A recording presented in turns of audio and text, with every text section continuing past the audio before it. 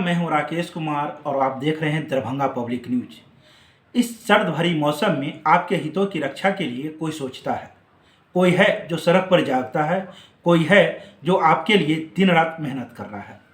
जी हाँ, हम बात करेंगे प्रशांत किशोर की। हम बात करेंगे दरभंगा के जिला अध्यक्ष बिल्टू सहनी की, जो जन स्वराज पार्टी से जुड़े हुए हैं और आपके हितों की लड़ाई के लिए लड़ते रहे हैं। विगत कई दिनों से वे दरभंगा छोड़कर पटना में बसे हुए थे ताकि प्रशांत किशोर के जो बल हैं उन्हें पूरे रूप से मिल सके।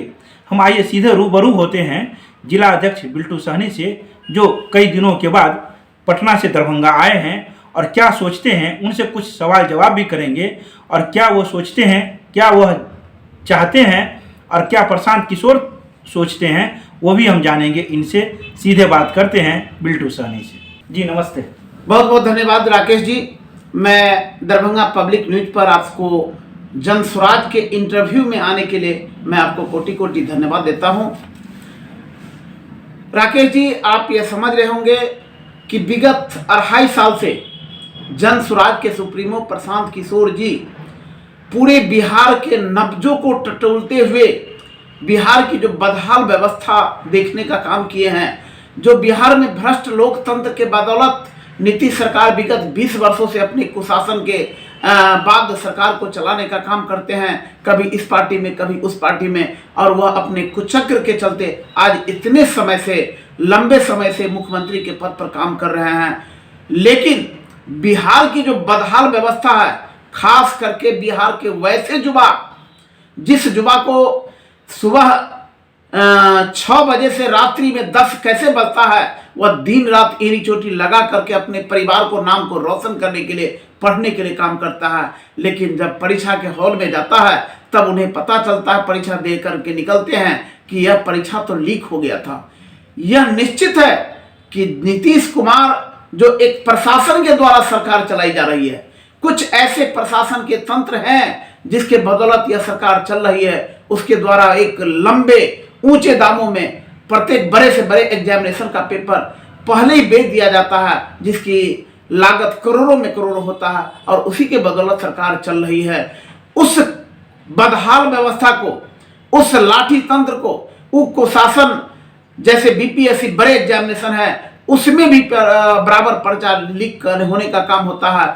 और यह विगत 10 वर्षों से हो रहा है कि पहले ही पर्चा को लीक करके वह मोटी रकमों में उस क्वेश्चन को बांट दिया जाता था, बेच दिया जाता था, और उसका परिणाम आज ऐसा नौबत आई है। जो प्रशांत किशोर जैसे बिहार के ऐसे नेता को, जो एक जनमानस से जुड़े हुए हैं, जो एक गली कुस्बों से जुड़े हुए हैं, उन्हें आंदोलन करने की आवश्यकता पड़ी। और यह आंदोलन बीपीएससी के छात्रों को प्रोटेस्ट के लिए तो वह लगातार दिसंबर से ही चल रहा है, लेकिन 2 जनवरी 2025 से उन्होंने पूरे छात्रों के साथ आमरण अनशन पर गांधी मैदान के गांधी मूर्ति पर लगातार कर रहे हैं। मैं भी लगातार 2 तारीख से उस आमरण अनशन में पटना में था। लेकिन चूंकि इस ठंडी रातों में, इस शीतलहर में भी वह बिना खाए पिए हुए खुले आसमान के नीचे रह करके जब आमरण अनशन कर रहे थे, तो निश्चित रूप में वह बीमार पड़े और अंत में उन्हें अभी आईसीयू में भर्ती होना पड़ा है।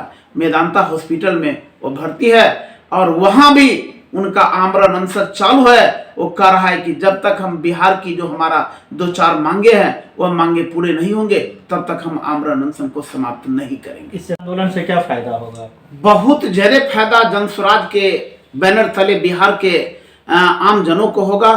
चूंकि इस आमरण अनशन से कम आगे आने वाले जो भी भ्रष्ट तंत्र के द्वारा बड़े बड़े कॉम्पिटिटिव एग्जामिनेशन में जो पर्चा बेच देने का काम करते हैं, उस पर उन्हें थोड़ा सा डर बना हुआ रहेगा। जो आगे भी यदि हम ऐसा बेचेंगे तो प्रशांत किशोर जैसे कई ऐसे भी आदमी होंगे जो इससे लंबे आमरण अनशन के बाद इस पर अंकुश पाया जा सकता है।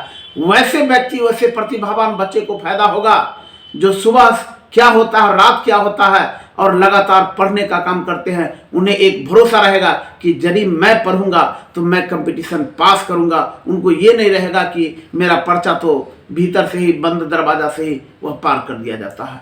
और दूसरी बात, इस आंदोलन से एक बहुत बड़ा न्याय मिलेगा, एक सीख मिलेगा। जो अभी जो शासन तंत्र के द्वारा वैसे भी आदमी जो निसहाय होते हैं, जो गलत काम नहीं करते हैं, उसको भी जो गलत काम में फंसा करके जो उसे जेल की हवा खिलाने का काम करते हैं, इस आमरण अनशन से यह पूरे बिहार वासी को यह सीख मिलेगा, या पूरे बिहार के नेताओं में, दूसरे पार्टी के भी नेताओं में उसको एक हिम्मत मिलेगा कि अगर वर्तमान सरकार यदि गलत रूप में यदि किसी को जेल भेजने का काम करते हैं, वो नहीं चलेगा। जिसका उदाहरण आपको प्रशांत किशोर को इस शासन तंत्र ने उठा कर ले गया, 8-8 घंटा उसको इलाज के बहाने घुमाते रह गया, कोर्ट में उसे प्रोड्यूस किया गया, लेकिन जब पता चला कि ये तो थाना से ही बेल मिल जाना चाहिए, कोई धारा लगा ही नहीं है, और अंत में एसडीजीएम कोर्ट के द्वारा उन्हें 6 घंटा डिटेन वहां भी किया गया, और कहा जा रहा था कि उसे सशर्त बेल लेना होगा। लेकिन प्रशांत किशोर जी ऐसे नेता है जो आज तक बिहार में कोई भी ऐसा नेता नहीं हुआ है जो जिसको बेल मिलने के बाद वह कह रहे हो कि नहीं, मुझे सशर्त बेल मंजूर नहीं है, मैं बिहार की बदहाल व्यवस्था को एक अच्छी व्यवस्था देने के लिए मैं संकल्प लिया हूं, और मैं छात्रों की डिमांड को पूरा करने के लिए मैं यह आमरण अनशन कर रहा हूं। यह तो मुझे शासन, यह सरकार जो है मुझे बांध देना चाहती है, मेरा राजनीतिक जनस्वराज का समाप्त कर देना चाहती है। इसका अर्थ है कि बिहार के नेता चाहते हैं, जो सत्तासीन लोग हैं, वो चाहते हैं कि हमारे पीछे दौड़ने वाले बिहार के लोग हो, और मैं जब तक चाहूं तब तक ये सरकार में रहूं। सरकार में रहने के लिए तो नहीं चुनाव जीतना होगा, 2025 में भी चुनाव है, इससे क्या लग रहा है कितने सीटों पर आप चुनाव लड़ पाएंगे ये सब करके?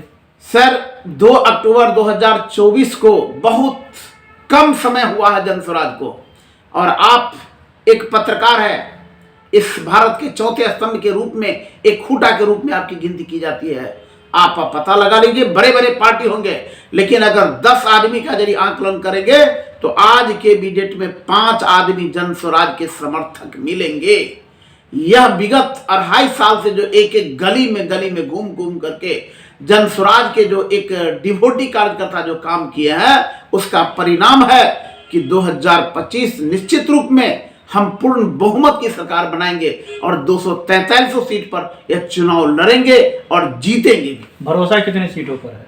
भरोसा, मैं बहुमत की सरकार बनाऊंगा, यानी कि निश्चित रूप में 200 से कम सीट नहीं मिलेगी। आप आकलन कर लीजिए ना, क्योंकि मैं कह रहा हूं कि इस आपके चैनल के माध्यम से, क्योंकि पूरे बिहार के लोग देख रहे हैं। उपचुनाव में तो खाली रह गए। उपचुनाव चूंकि 7 दिन हुआ था इस पार्टी का गठन का, और इस शासन के तंत्र ने जिस 28 तारीख को उन्हें सिंबल देना था, उस सिंबल को 1 तारीख को दिया गया। क्यों?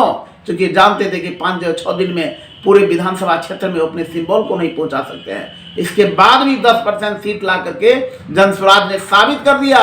जो जीतने वाले पार्टी को यदि 19% वोट मिलता है, तो 10% जिसका कोई औचित्य नहीं था, स्थान नहीं था, और उसको यदि 10% मिला, तो आप सोच सकते हैं कि 2025 का जो विधानसभा अक्टूबर-नवंबर में होगा, कितनी संख्या में हमारी वोट का एक आंकलन एक झोली में जाएगा, जनस्वराज के पाले में जाएगा। क्या लग रहा है किस किस वर्ग पर इनकी पकड़ होगी? सर, यह निश्चित रूप में सर्व वर्ग संभाव का नारा लेकर के चल रही है।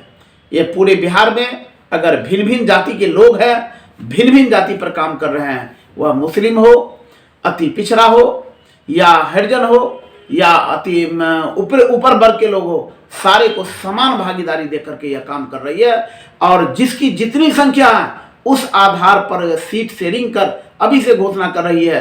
पहला पार्टी है जो जिसका आवेदन शुरू हो चुका है, और समय पर जो है यह अपने वर्ग को पूरा करेंगे, कोरम को पूरा करेंगे। कह रहे हैं कि सभी जाति वर्ग को लेकर चलेंगे, तो सीटों का बंटवारा कैसे होगा फिर 2025 में?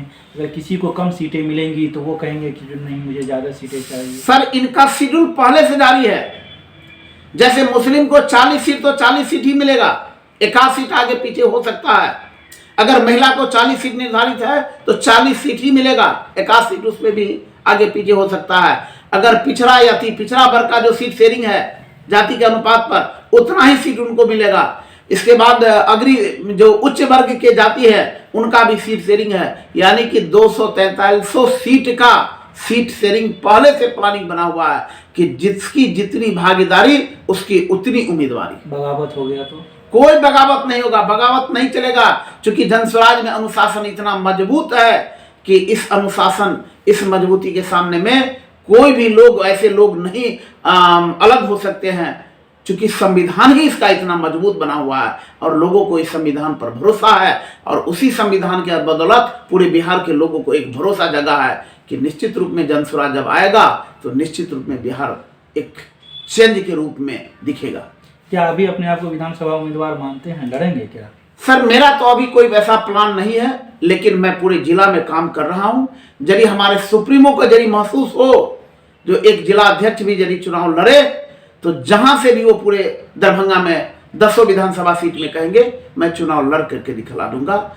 लेकिन मैं इस पर कोई आगे बढ़कर नहीं काम कर रहा हूं, लेकिन क्योंकि मुझे 10 विधानसभा को लीड करना है। लेकिन यदि सुप्रीमो प्रशांत किशोर को लगे जो कि नहीं, इन्हें भी चुनाव लड़ना है, कोई दिक्कत नहीं, मैं एक्सेप्ट भी कर सकता हूं।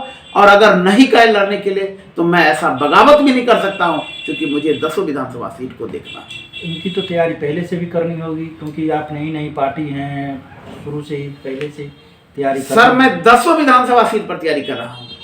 एक एक वार्ड में मेरे पास ऐसे कार्यकर्ता, डिवोटी कार्यकर्ता काम कर रहे हैं, जो किसी को भी यदि दरभंगा जिला में किसी भी आदमी को यदि उस जिला के वासी है लड़ा दिया जाए तो उनकी जीत होगी। वैसे मैं तो जिला अध्यक्ष के नाते पूरे 10 विधानसभा पर काम कर रहा हूँ। धन्यवाद।